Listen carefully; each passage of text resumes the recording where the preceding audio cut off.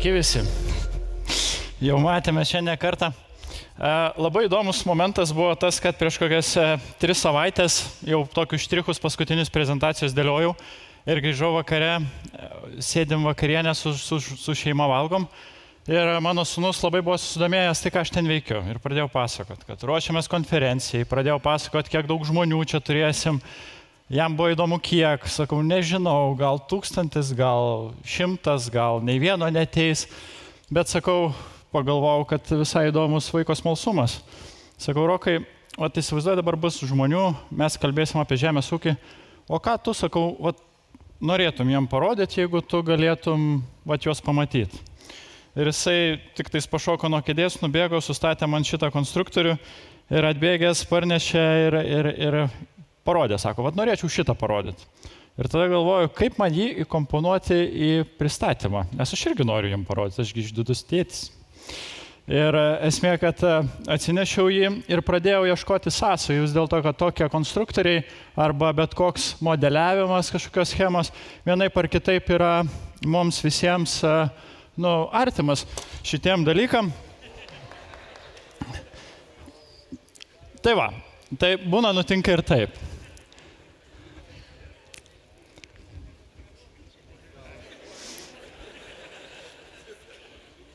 Detalių daug, bet esmė, kad kartais taip nutinka. Ir būna, kad nesėkmių įvyksta vienokio ar kitokio. Ir tos pabirusios detalės šiandien gali būti mums tik detalės Lego ant stalo prie žmogui, kuris prieš 400 kitų žmonių stovi ir kažkas nutiko. Kartais tai būna nepalankios trąšų kainos. Kartais be galo atpigia grūdai, kartais nelaiko investicija padaryta į techniką ar žemę. Ir kartais būna taip, kad detalės atrodo pabirę ir tu nežinai, ką daryti. Ir šiemet tas jausmas yra labai artimas kiekvienam, nuo agrokoncerno iki tikriausiai kiekvieno žemdirbio. Ir aš tada pagalvojau, kad stovėsiu prieš jūs, apsipylęs detalėm ir tada galvoju, kaip galiu reaguoti.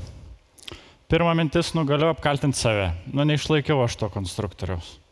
Galiu tada pradėti galvoti visai negražiai, kad gal vaikas man rankeną galėjo kokią pridėlioti, kad aš jį išlaikyčiau ir man jis čia taip nepažirtų. Tada galiu skūstis arba verkti, bet iš esmės nieks nesikeičia, ar ne?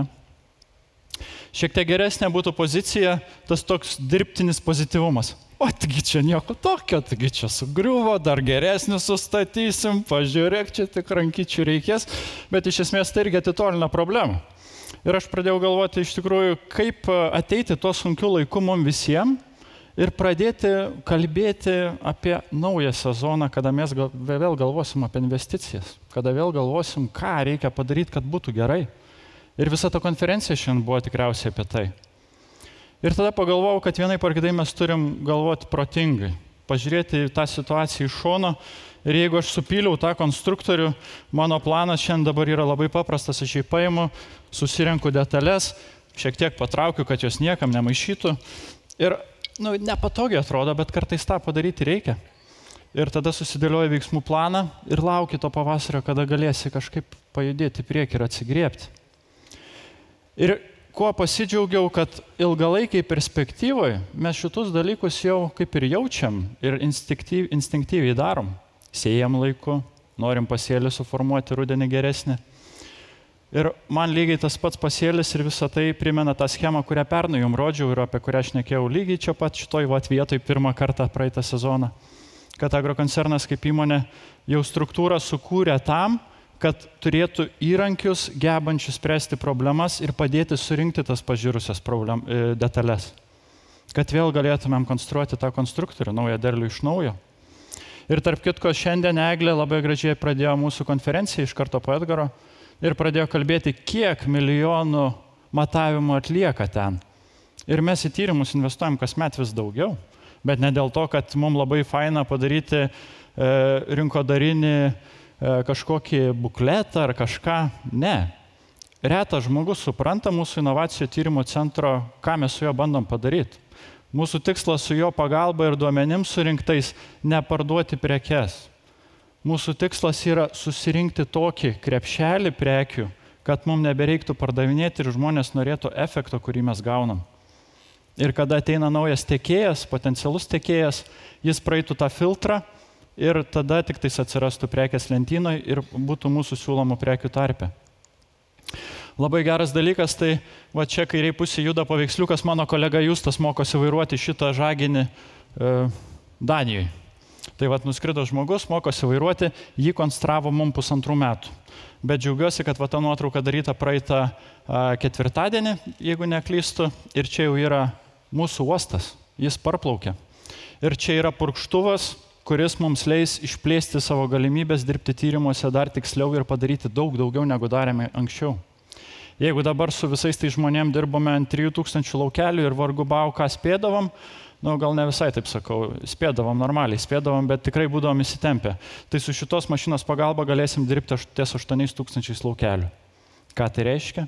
Daugiau veislių, daugiau kombinacijų įvairių, visokie fitotoksų patikrinimai, nudeginimo grėsmės. Bandysim išgauti, ką galim geriausia ir tada ateiti pas jūsų rekomendacijų. Šiandien Liveta jums rodė šią skaidrę, jau jinai praėjo, nusifotografavot, rasit ir leidiniuose. Bet esmė, kad aš bandžiau pagalvoti, kaip kiekvienam ūkiui įsivertinti, ar tokio tipo preparatai gali jam tikti. Ir ką aš pastebėjau, kad metai iš metų per visus tos mūsų tyrimų metus, tie fungicidų efektyvumai daeina iki tam tikros konstantos. Kartais ta konstanta yra 9%, kartais 7%, kartais 5%, kartais vėl 7%, kaip matote čia. Ir tada tiesiog prilyginau 200 eurų pinigų, tonos kainą ir įvertinau, kiek vis dėlto tos vertės sukuria purškimas. Tai reiškia, jau kaip nupurškiu, gaunu rezultatą ir atimu fungicido išlaidas iš to. Ir tada gaunasi, kad mes matom, kad prie 4 tonų derlingumo jau Revistar XL uždirba papildomus 36,5 eurų. Prie 5, 6, 7 tonų tas atotrukis tik didėja ir mes čia kalbam apie tą pirmą ankstyvąjį purškimą. Kodėl taip yra? Todėl, kad produktai veikia. Ir mes tokiu principu įsivertinę kažkada Revistar XL siekiam išskirtinių teisų atstovauti. Mums tai pavyko ir kompanija BASF patikėjo mums savo, esu giliai įsitikinęs, geriausią gaminių kombinaciją. Ir mes su ją dirbame jau ilgai ir tie atsipirkimai yra faktiniai. Ir čia labai įdomiai galit pastebėti, šitas purškimas kainuoja kokius 30, pernai buvo 6-7 eurai gal, šitas purškimas buvo kur kas pigesnis, jis kainavo apie 30. Bet grąža yra to pusiai. Balaya Flexas visus sužavėjo kaip labai pigus sprendimas ir jis uždirba 2x mažiau negu Priexor Power Packas.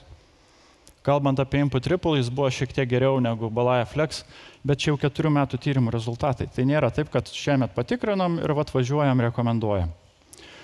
Panašią tendenciją galim stebėti ir 1 metų rezultatuose, kur Liveta irgi rodė. Ir vėlgi, mes šiemet gavom neadekvačiai didelius procentus, mano asmeninė nuomonė, bet tai buvo vienkartinis purškimas, gydomasis vienkartinis purškimas. Ir vėlgi čia matom, Revistar XL pasirodė tikrai labai solidžiai, naujiena mūsų Univok irgi puikiai atrodo, Elatus Era, kaip ir mes visada sakom visuose seminaruose, jis stokoja gydomojo poveikio. Ir va tokio tipo tyrimas tą puikiai parodo. Kada kalbam apie Askrą, Revitrexą, visi jie puikus produktai, aukščiausios lentynos produktai. Bet mūsų tikslas visada turėti tuos. Ir jeigu užpernai, mes kalbėjom tik apie Revistar XL, tik dėl to, kad jis tuo metu teikia didžiausią vertę. Radom naują, dirbom su nauju. Vėliavinio lapo vertinimuose mes turim labai panašiai, bet čia jau 2 purškimų technologija, ta 3% išraiškos priedų yra mažesnės. Bet vėlgi tai 4 metų rezultatai. Ir jeigu jau apsauginių veikimų vertinam produktus, mes matom, kad čia Elatus Era atrodo kur kas blogiau, lyginant su Askra ir Revitrexu. Tad prie 4 tonų Askra jau neša nuostolį, Revitrexas net perka važiavimą, o kiti produktai po truputį jau akumuliuoja tą naudą ir finale turim labai panašius du Revistar XL ir Univok. Tai tokiu principu mes juos ir vertinam. Ir mes norim, kad ta grąža liktų čia Lietuvoje, būtų jūsų grūduose, būtų jūsų aruoduose, jūs galėtumėte šitus dalykus paimti, panaudoti ir iš to turėti vertę. Sekantis aspektas, labai įdomus, socialiniai tinklai. beprotiškai fantastiškas įrankis darbui kartais. Ir prieš porą savaičių aš paklausiau viešai.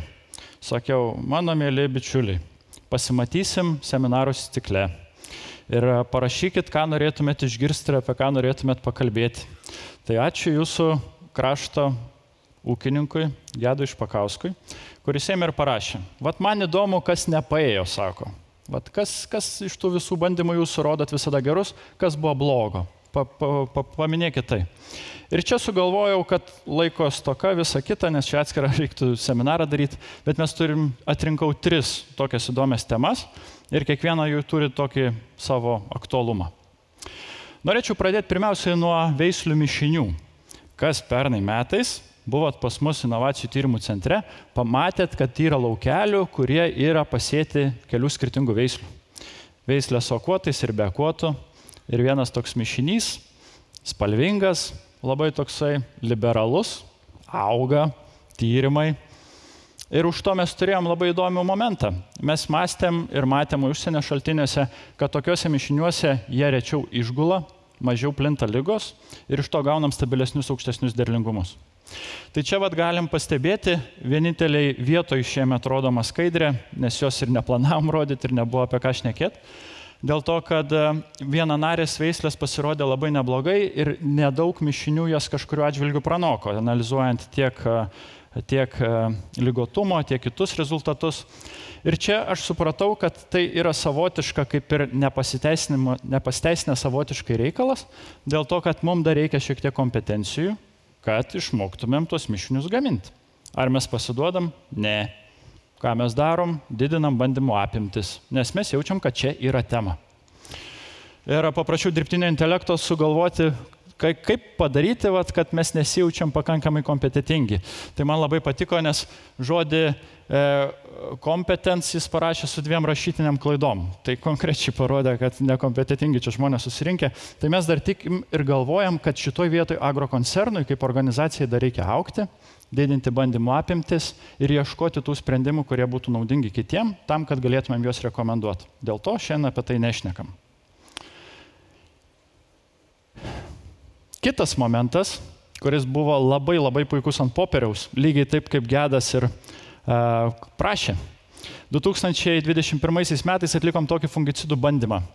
Ankstyvuoju laikotarpiu 31-32 fazėje visus variantus nupurškiam produktų, turintys šiek tiek protikonazolo ir tebukonazolo. Tai toksai purškimas realiai yra tokiam lengvam sporų nuvalymui. Ir tada vėliavinio lapo tarpsnėje mes naudojame įvairius sprendimus, bet aš noriu parodyti 4 numerį. Mes čia bandėm išpildyti europietišką svajonę.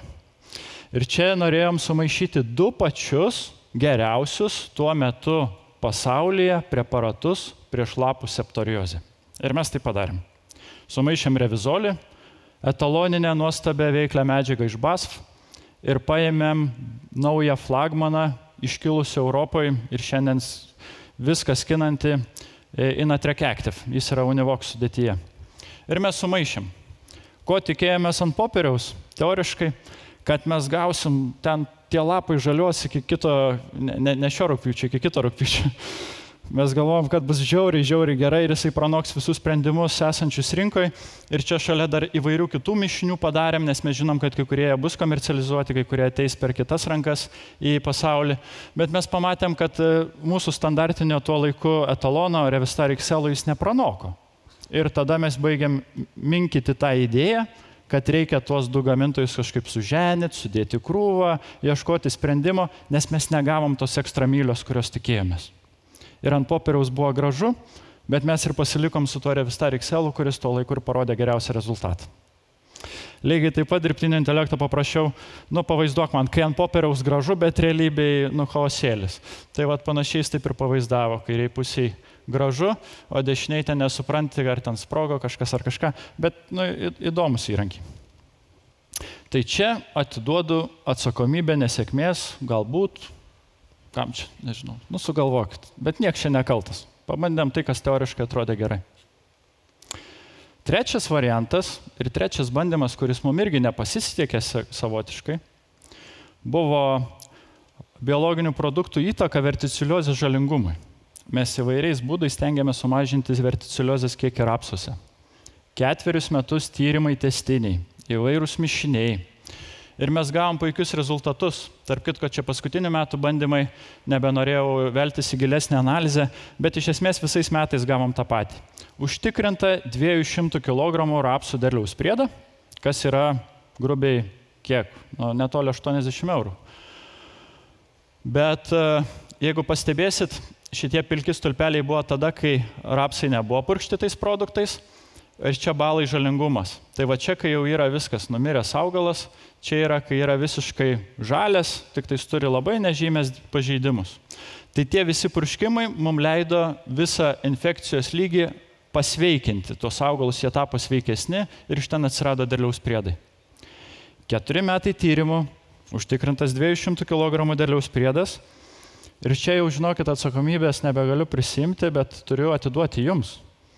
Mes tos produktus atvežėm, dirbom ir nieks jų nenaudojo.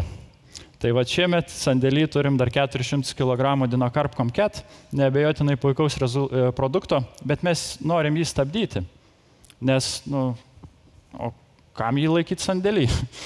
Tai va, tarp kitko, šitą prezentaciją irgi padariau Panevėžy, nulipęs nuo scenos, susitikau su vienu ilgamečiu mūsų partneriu ir sako, žinok, pernai visus rapsus, vat, kaip parodėt, buvau nupurškęs šitų preparatų, sako, ir geresnio derliaus nebuvau turėjęs. Ir sakau, taip sutinku, žinau, nes kai ateini į 2 laukelius ir vienas nepurkštas ir kitas laukelis šalia purkštas, ir tu matai, kad čia ta ražiena yra pilka, išdžiūvus ir nebegyva, o čia jinai kokie 70-80% žaliuoja, tada tu supranti, kad preparatai veikia ir jie yra geri. Bet jeigu jų niekam nereikia, tai tada irgi savotiška bandymo ir investicijos nesėkmė. Tai vat prašiau padaryti, jeigu rodom rezultatus ūkininkam, bet jie, kaip pasakyti, ignoruoja tą rezultatą, tai dirbtinis intelektas nupiešia žmonės, kurie įnikę į telefonus ar kompiuterius ir nežiūri, kas vyksta aplinkui. Tai čia buvo galbūt vienas iš tokių atvejų. Bendrai paėmus, finale,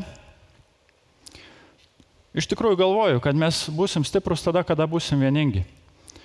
Mes esam nusiteikę ir tą darom, kaip čia, savarankiškai, savanoriškai, kurti tas rekomendacijas. Ieškoti tų sprendimų, kurie atperka save, uždirba, nes tik tada mes galim galvoti apie Lietuvos žemės ūkio progresą.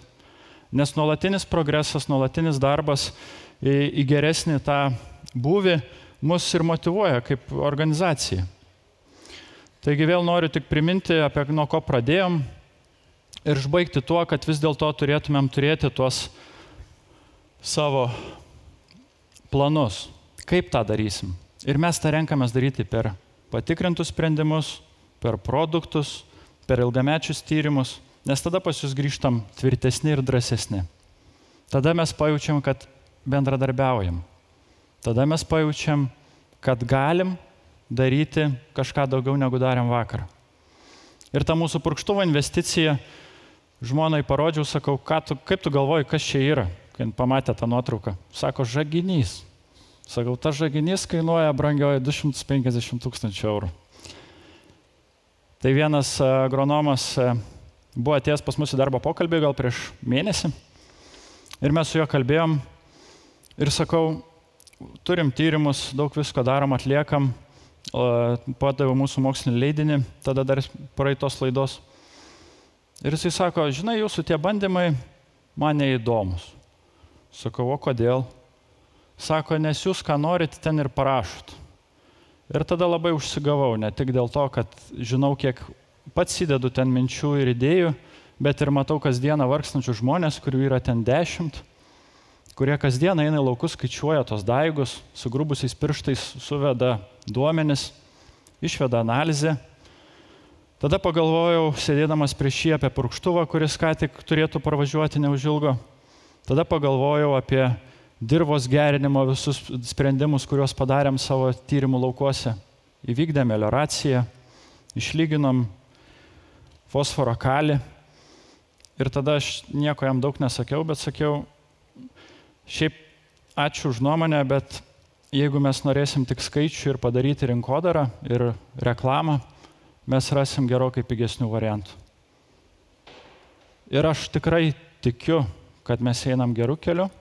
Aš tikiu, kad jūs matote tame naudą, nes ne šiaip savo į Kauną, Panevėžį užsipildė tos mūsų salės. Ir čia jos neužsipildė, nes vietos daugokai turim, bet buvau išėjęs ten, žinokit, ten reikia dar daug erdvės. Tai iki kitų metų. Ir labai linkiu, kad šiemet tos pažiūrusios detalės susirinktų ir mes kartu jas surinktumėm. Nes jeigu jūsų konstruktorius nevažiuos, mūsų nevažiuos irgi. Ačiū, kad esat kartu.